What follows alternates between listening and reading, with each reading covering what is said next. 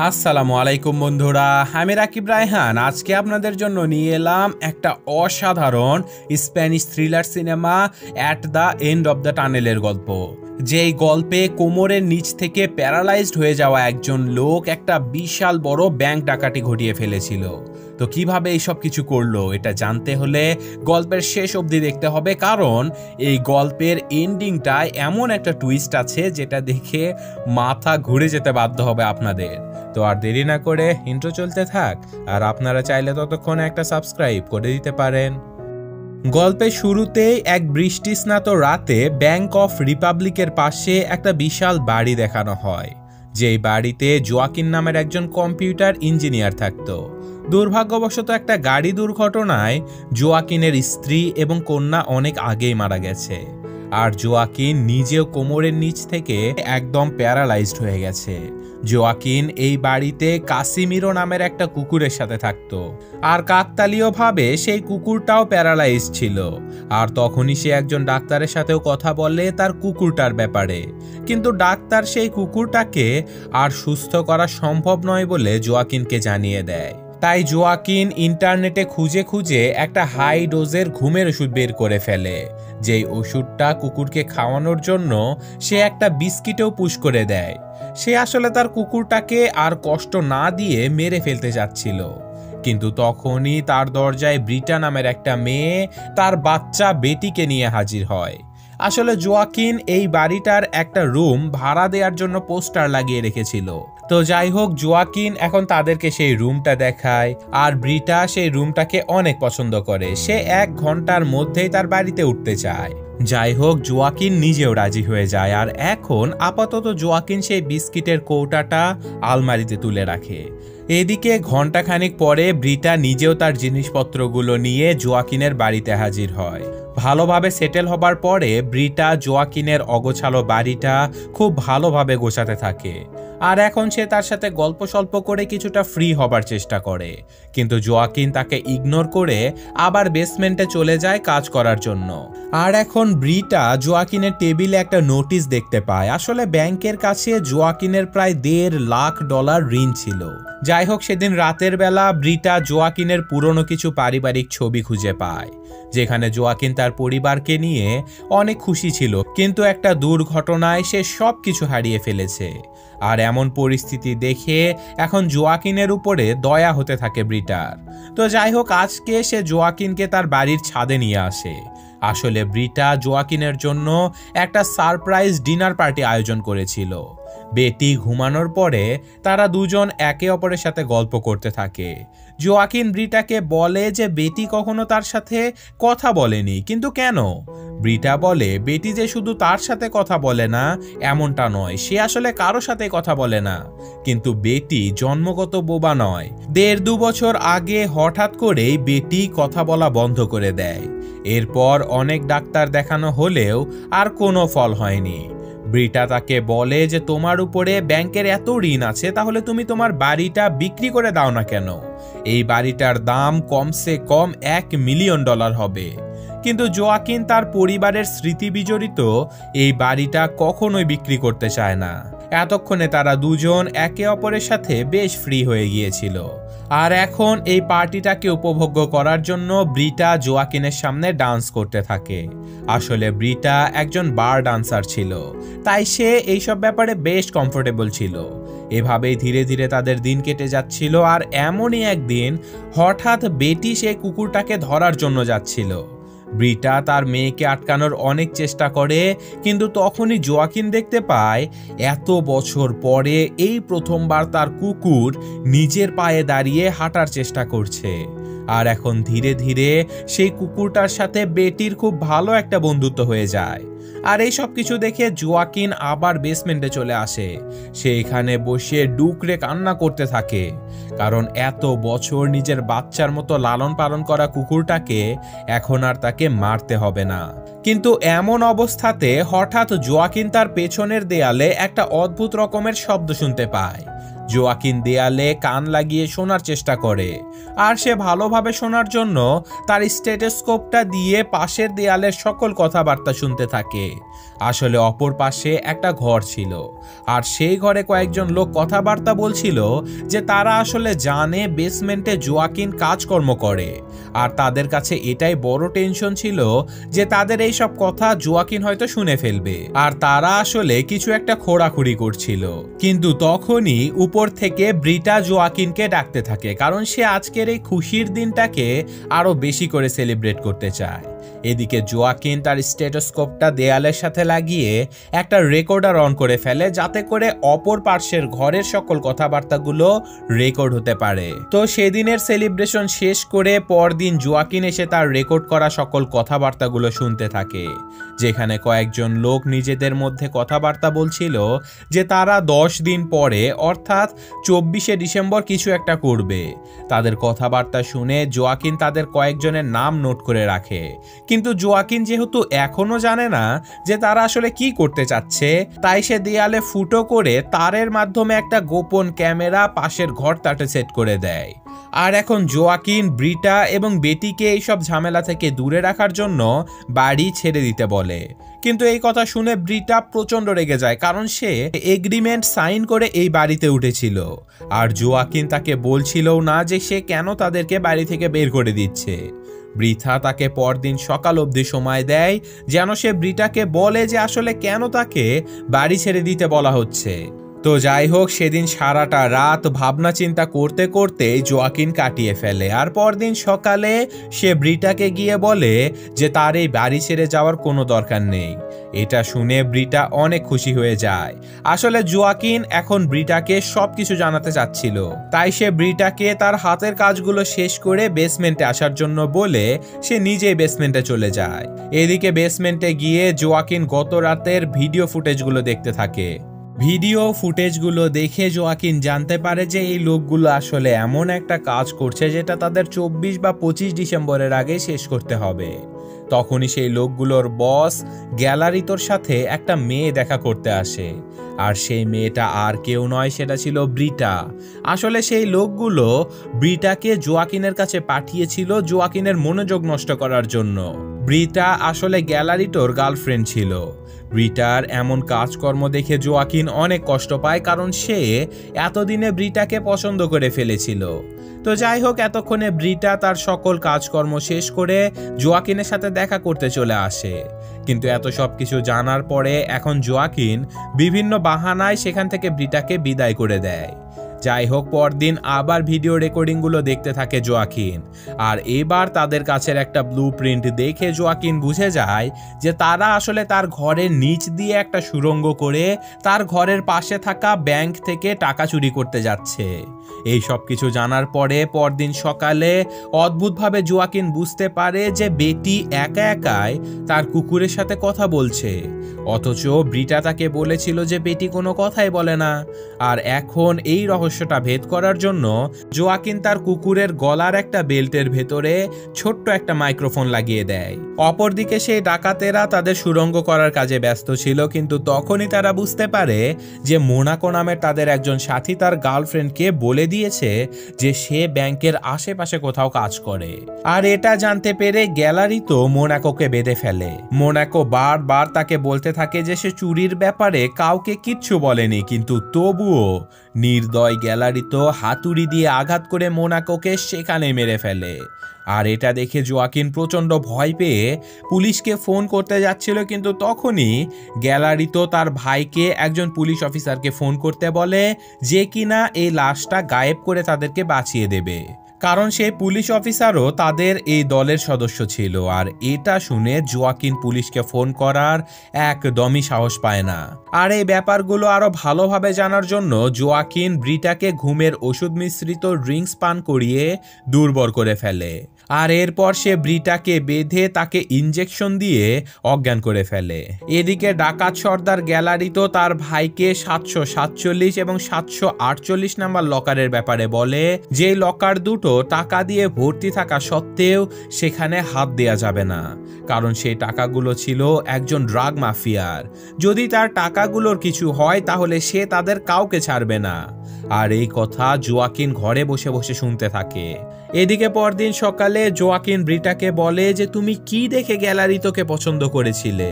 ব্রিটা বলে গ্যালারিতো সব সময় তাকে সাহায্য করেছে, এমনকি সে তার মেয়েকে অনেক ভালোবাসে, আর গ্যালারিতো খুবই নরম মনের মানুষ।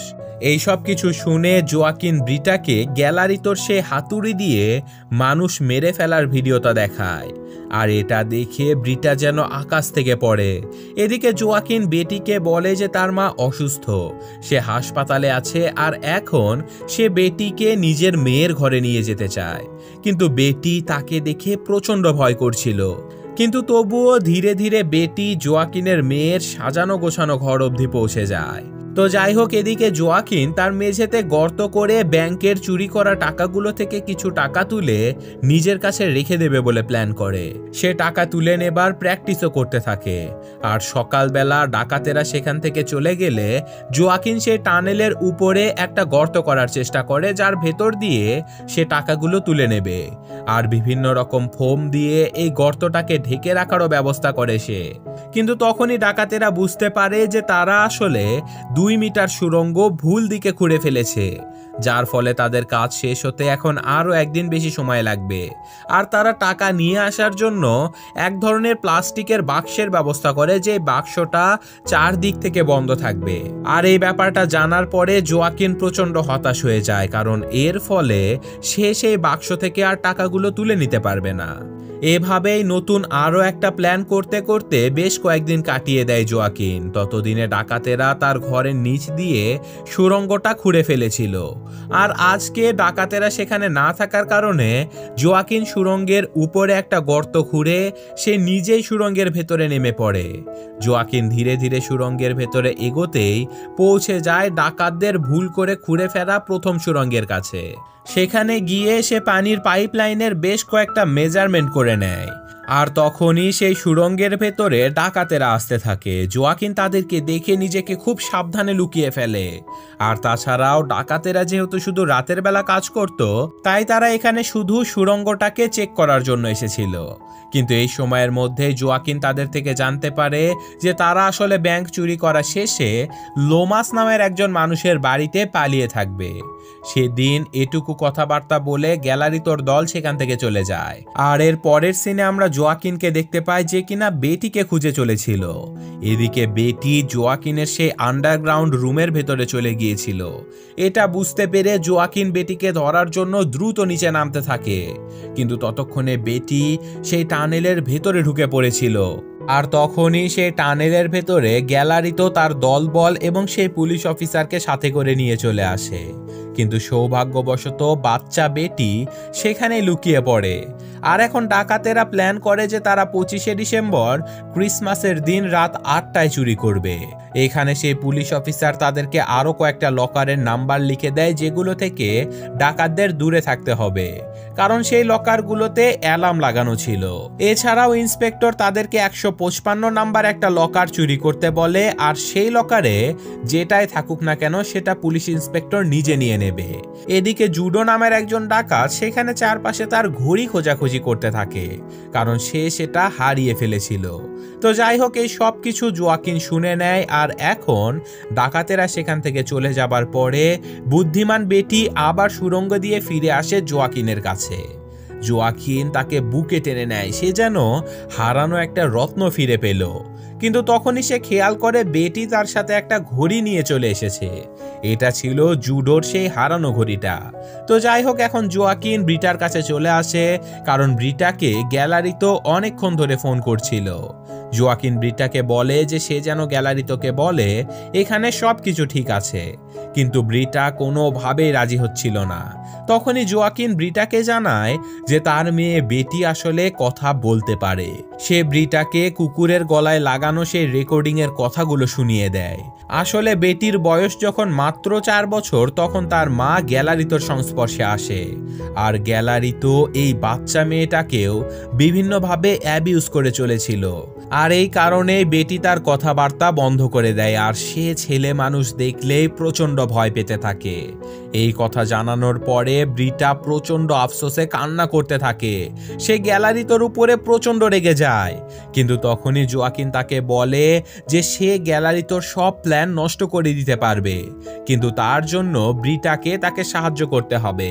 ব্রিটা নিজের মেয়ের উপরে হওয়া অন্যায়ের প্রতিশোধ নেবার জন্য গ্যালারিতোকে ফোন করে বলে দেয় যে এখানে সবকিছু ঠিকঠাক আছে। আর এরপর জোয়াকিন আবার ব্রিটাকে ঘুমের ওষুধ দিয়ে অজ্ঞান করে ফেলে, কারণ সে জানতো ব্রিটা এখন প্রচণ্ড রেগে আছে আর সে রাগের বশে যে কোনো ভুল কাজ করে ফেলতে পারে। আর এভাবেই বেশ কয়েকদিন কেটে যায় আর এখন ফাইনালি সেই চুরির দিন অর্থাৎ 25শে ডিসেম্বরের রাত চলে আসে। সেই ডাকাত দলের সাথে সাথে জোয়াকিন নিজেও প্রস্তুত হতে থাকে। আর এখন প্রস্তুতি শেষ করে জোয়াকিন টানেলের ভেতর দিয়ে চলে যায় সেই ব্যাংকের ফ্লোরের নিচে, যেখানে ডাকাতেরা আগে থেকে একটা বোম বেঁধে রেখেছিল। জোয়াকিন সেই বোমটা খুলে সেখানকার একটা পাইপলাইনের সাথে বেঁধে দেয় আর এখন সে কোনো রকমে ব্যাংকের মেঝে ভেঙে উপরে উঠে যায়।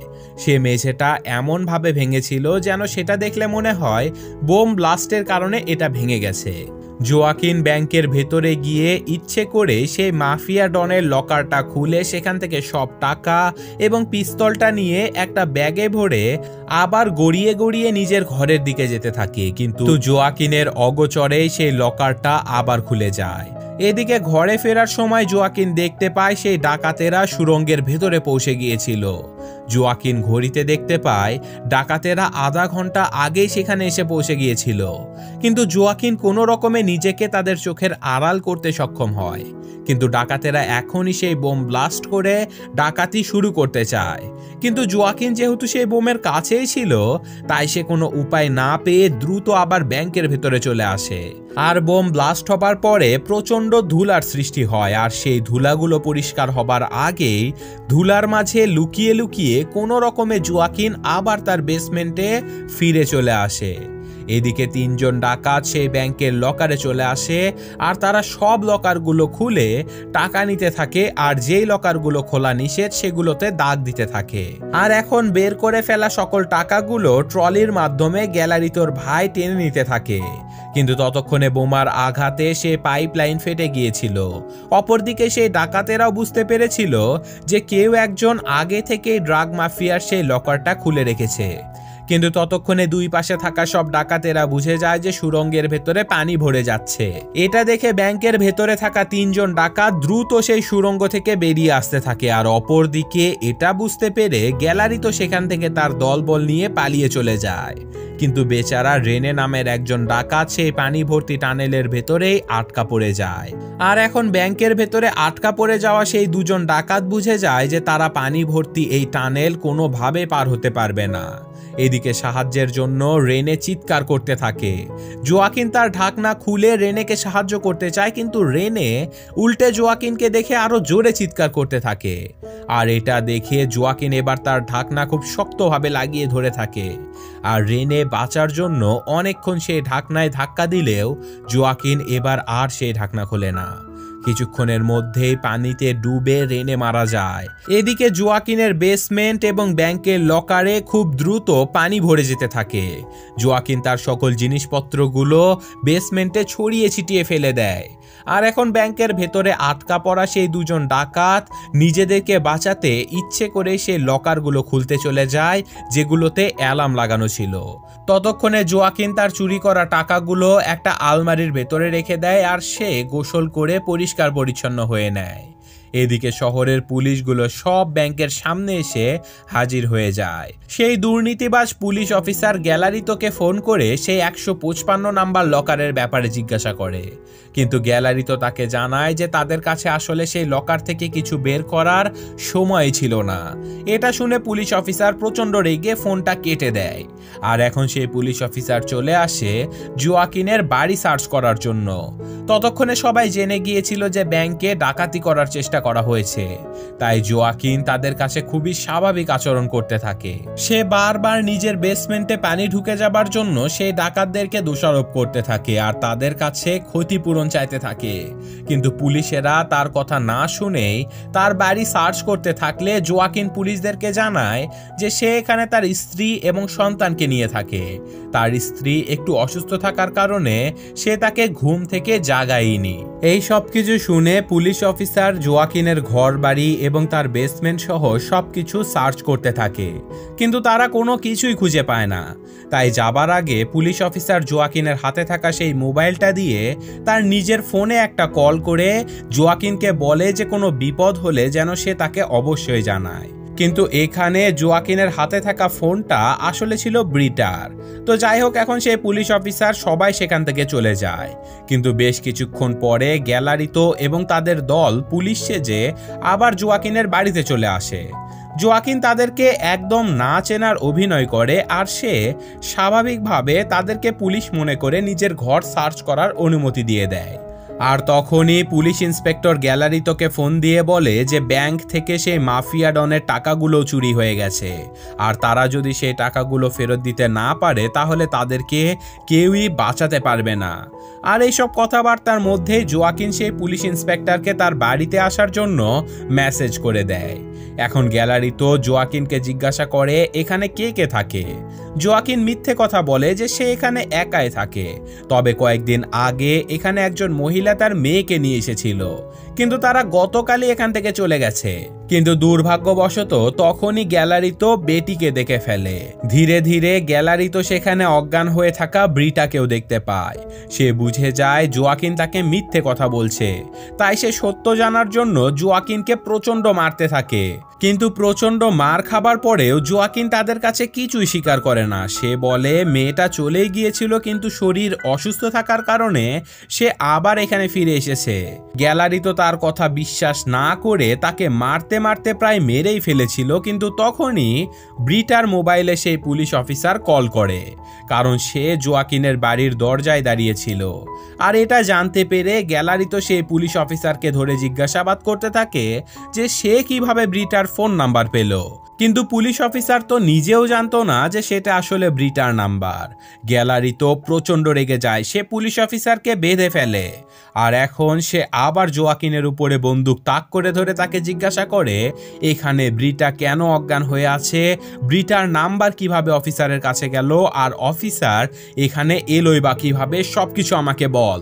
কিন্তু এবার জোয়াকিন নিজেকে বাঁচানোর জন্য আরেকটা মিথ্যে কথা বলে। সে গ্যালারিতোর দলের একজন ডাকাত জুডোর নাম ধরে তাকে সাহায্য করতে বলে। এটা শুনে গ্যালারিতো ভয়ঙ্কর কনফিউশনে পড়ে যায়, কারণ জোয়াকিন কিভাবে জুডোর নাম জানতে পারে। এখন জোয়াকিন গ্যালারিতোকে বলে আসলে জুডো এবং ব্রিটা মিলে তার এই চুরির সম্পূর্ণ ব্যাপারটা তাকে জানিয়ে দিয়েছে। জুডো এবং ব্রিটা তারা দুজন জোয়াকিনের বেসমেন্টে একটা গর্ত খুঁড়ে তাদের টাকাগুলো তুলে নিতে চেয়েছিল, কিন্তু টাকা পরিবহনের জন্য বক্স ব্যবহার করায় জুডোর এই প্ল্যান ক্যান্সেল হয়ে যায়। আর এই সব কিছু শুনে জুডো একদম অবাক হয়ে যায়। সে শুধু গ্যালারিতোকে বলতে থাকে সে এই সবের কিচ্ছু জানে না। আর তখনই গ্যালারিতোকে বিশ্বাস দেওয়ার জন্য জোয়াকিন তাকে বলে তোমরা যে চুরি করা শেষে লোমাসের বাড়িতে গিয়ে লুকিয়ে থাকবে সেটাও জুডো আমাকে বলে দিয়েছে। আর এই সব কিছু শুনে গ্যালারিতো জুডোর উপরে প্রচন্ড চিৎকার করতে থাকে, কিন্তু জুডো তখনও অবাক হয়ে তাদেরকে বলতে থাকে সে কিছুই জানে না। আর এখন এটা শুনে জোয়াকিন গ্যালারিতোকে তার সামনের একটা ড্রয়ার খুলতে বলে। আর এবার গ্যালারিতো সেই ড্রয়ারটা খুললে সেখানে জুডোর হাতের একটা ঘড়ি খুঁজে পায়, যেটা সেই বাচ্চা মেয়ে বেটি এখানে এনেছিল। কিন্তু জোয়াকিন গ্যালারিতোকে বলে যে আসলে জুডো এখানে প্ল্যান করা শেষে এই ঘড়িটা ফেলে রেখে গিয়েছিল। আর এটা দেখে গ্যালারিতো বুঝে যায় জুডো আসলেই তাদের সাথে বিশ্বাসঘাতকতা করেছে। আর জুডো নিজেও বুঝে যায় এখন সে আর বাঁচতে পারবে না। তাই গ্যালারিতো তাকে মারার আগে সে গ্যালারিতোর ভাইকে গুলি করে দেয়, আর এটা দেখে গ্যালারিতো জুডোকে গুলি করে দেয়। কিন্তু কিছুক্ষণের মধ্যে গ্যালারিতোর কোলে তার ভাইয়ের মৃত্যু হয়ে যায়। গ্যালারিতো জোয়াকিনকেও গুলি করে, কিন্তু তার বুলেট শেষ হয়ে গিয়েছিল। এদিকে এতক্ষণে আবার ব্রিটার জ্ঞান ফিরে এসেছিল। সে সোজা জুডোর পড়ে থাকা বন্দুকটা কুড়িয়ে এনে গ্যালারিতোর মাথায় তাক করে তাকে গালি দিতে দিতে শুট করে দেয়। সেখানে থাকা সকল ডাকাতেরা ততক্ষণে মারা গিয়েছিল। জোয়াকিন, ব্রিটা আর বেটি তিনজন জড়াজড়ি করে কান্না করতে থাকে। কিন্তু তখনও সেখানে পুলিশ অফিসার জীবিতই ছিল, তাই জোয়াকিন অফিসারের দিকে বন্দুক তাক করে ধরে। কিন্তু অফিসার জোয়াকিনকে বন্দুক নামাতে বলে, কারণ তিনি একমাত্র ব্যক্তি যিনি এই সকল লাশগুলোকে গায়েব করে জোয়াকিনকে বাঁচিয়ে দিতে পারবে। আর এই কথা শুনে জোয়াকিন বন্দুক নামিয়ে নিলে সেই পুলিশ অফিসার সকল লাশগুলোকে তার গাড়ির ডিকিতে তুলে নেয়। আর এখন সে জোয়াকিনের কাছে তার চুরি করা টাকার অর্ধেক ভাগ চেয়ে বসে। কিন্তু জোয়াকিন তাকে টাকা না দিয়ে পুলিশ আর ডাকাত একত্রিত হয়ে যে চুরির প্ল্যান করেছিল সেই ভিডিও ফুটেজটা অফিসারকে দেখাতে থাকে। এটা দেখে ইন্সপেক্টর শান্ত হয়ে জোয়াকিনের আলমারিতে রাখা বিস্কুটগুলো খেতে খেতে ব্রিটার মাথায় বন্দুক তাক করে ধরে। যেই বিস্কুটগুলোতে গল্পের শুরুতেই জোয়াকিন তার কুকুরকে মারার জন্য বিষ মিশিয়ে রেখেছিল। আর এখন ব্রিটাকে বাঁচানোর জন্য বাধ্য হয়ে জোয়াকিন তার সব টাকাগুলো অফিসারকে দিয়ে দেয়। আর সেই টাকাগুলো নিয়ে সেই পুলিশ অফিসার লাশগুলো সহ তার গাড়িটা নিয়ে বাড়ির দিকে যেতে থাকে। কিন্তু পথিমধ্যে বিষাক্ত বিস্কিটের প্রভাবে অফিসারের শরীর খারাপ হয়ে যেতে থাকে। সে তার গাড়ির দুর্ঘটনা ঘটিয়ে ফেলে। আর তখনই লাশগুলো সহ অফিসারের গাড়িতে আগুন লেগে যায়। অফিসার নিজেও বিষের প্রভাবে রাস্তাতেই পড়ে মারা যায়। আর এখন সব বিপদগুলো কেটে যাবার পরে কয়েকদিন পরে আমরা দেখতে পাই জোয়াকিন তার বাড়িটা বিক্রি করে দিয়েছে। আর এখন তারা তিনজন একটা সুখী সুন্দর পরিবার গঠন করে ফেলেছে। আর এরই সাথে সাথে আজকের এই গল্পটা শেষ হয়ে যায়। তো সত্যি অসাধারণ একটা থ্রিলার গল্প ছিল এটা। আর এই এন্ডিংটা তো এক কথায় মাথা নষ্ট লেভেলের ছিল।